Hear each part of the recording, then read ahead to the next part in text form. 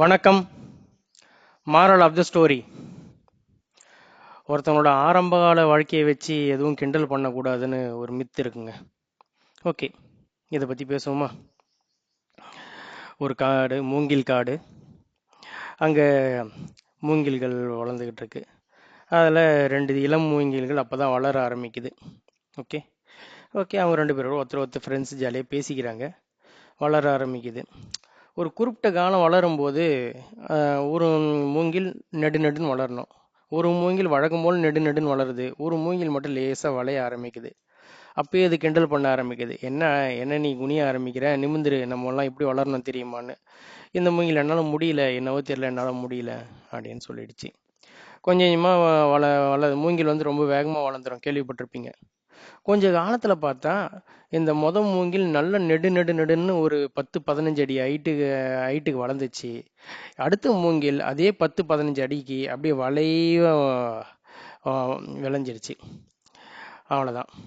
இப்போ வந்து மூங்கில் வளர்ந்ததுக்கு அப்புறம் அது கெட்டியாகிற தன்மை, அது மீன் சேவை ஏறணும்.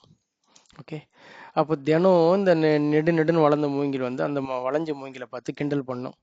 பத்தியா, நான் பார்த்தியா எவ்வளோ உயரம் வாழ்ந்துட்டேன், நான் ஆகாசத்தையே தொட போகிறேன் தெரியுமா, நீ என்ன பண்ணிட்டு இருக்க, தரையில் எதையோ தேடிட்டு இருக்கிய, என்ன பண்ணிட்டு இருக்க நீ, தரையில் என்ன தேடிட்டு இருக்க அப்படின்னு தினமும் சொல்லி சொல்லி கிண்டல் பண்ணுமா.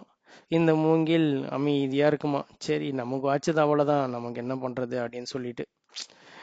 ஓகே, நாட்கள் போகுது. மூங்கில் 2மே முத்திடுச்சுங்க. ஓகே, வெட்டும் பருவம் வந்துடுச்சு. இப்போதான் கதையை மாறுது. என்னாச்சு, 2 குரூப் வராங்க. முதல் குரூப் வரவங்க கோயிலில் சாமிக்கு பல்லக்கு செய்கிறவங்க. ஐ மீன் சாமியை எத்துமே வைக்கிற அலங்கார ஊர்திக்கு ஒரு மூங்கில் தேவைப்படுது. அவங்க வந்தாங்க.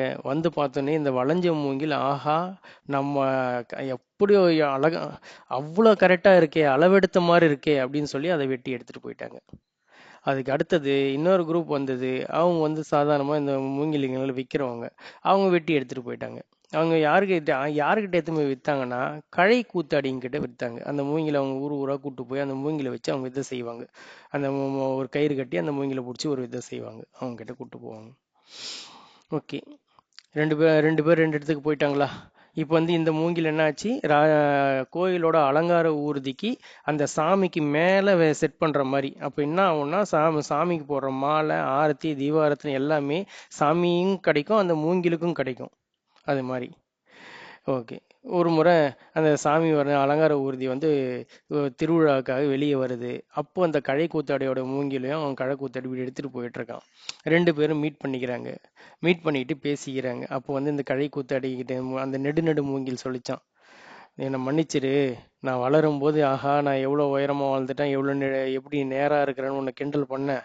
இப்போ பாரு, என்னை ஊராக கூப்பிட்டு போயிட்டு என்னை பாடாப்படுத்துகிறாங்க. ஆனால் உன்னை வந்து தெய்வத்துக்கு இணையாக கும்பிட்டுட்டு இருக்காங்க. தெய்வத்துக்கு சிங்காரிக்கும் போது உனக்கும் சேர்த்து சிங்காரிப்பு நடக்குது, தெய்வத்துக்கு ஆராத்தி காட்டும்போது உன்னையும் சேர்த்துலாம் ஆராத்தி காட்டிட்டு இருக்காங்க அப்படின்னு ரொம்ப வருந்துச்சு அந்த நெடு மூங்கில். இவ்வளோதாங்க வாழ்க்கை. ஒருத்தரோட ஆரம்ப கட்டம் ஏதோ ஒரு மாதிரி இருக்குன்னு சொல்லிட்டு அவங்கள நம்ம நல்லா இருக்கிறோன்றதுக்காக அடுத்தவங்களை கிண்டல் பண்ணக்கூடாதுங்க. அவங்க நிலைமை எப்போ மாறுன்னே தெரியாது. மீண்டும் விவாதிப்போம்.